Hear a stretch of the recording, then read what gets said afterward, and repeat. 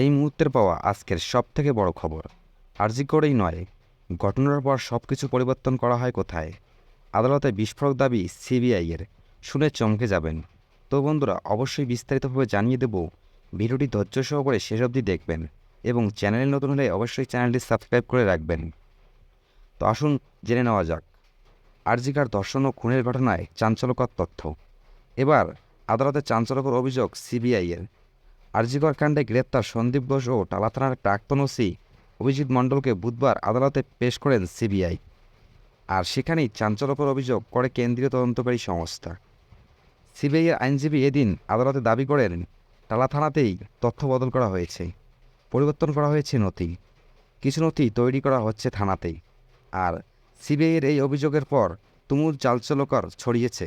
এখানেই শেষ নয়।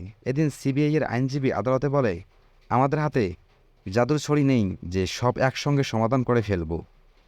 আমরা সিটিভি ফুটেজ সংগ্রহ করেছি, মোবাইলসহ বেশ কিছু ডিজিটাল প্রমাণ সংগ্রহ করা হচ্ছে।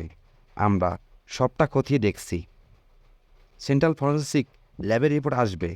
এই রিপোর্ট এলে তদন্ত এগিয়ে নিয়ে যাওয়া সহজ হবে। যদিও টালা থানার প্রাক্তন ওসি অভিজিৎ মণ্ডলের আইনজীবী তার মক্কেলের জন্য জামিনের আবেদন করেছেন, তার কথায় আজ সিবিআই জেল হেফাজত চেয়েছেন। নতুন করে কোনো অভিযোগ আমার বিরুদ্ধে আনা হয়নি। 4 দিন ধরে যে আমাকে আদালতে পেশ করা হচ্ছে তার রিমান্ডগুলো যে কোনো একটা দেখুন। আমি ওসি ছিলাম, যে চার্জগুলো আনা হচ্ছে সেগুলো কি আমার বিরুদ্ধে আনা যায়? আমি সকাল 9:30টা খবর পেলাম, 10:30টায় গেলাম। মূল মামলার সঙ্গে আমার বিরুদ্ধে কোনো চার্জ আনা হয়নি। আমার বিরুদ্ধে ষড়যন্ত্রের কথা বলা হচ্ছে। অভিজিৎ মণ্ডলের আইনজীবী আরও বলেন, কোনো পুলিশকে গ্রেপ্তার করতে সরকারের অনুমোদন লাগে।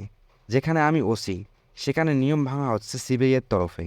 আমার বিরুদ্ধে অভিযোগ এনেছে, আমি দেরিতে এফআইআর করেছি। আমি তো তদন্তের মধ্যেই ছিলাম।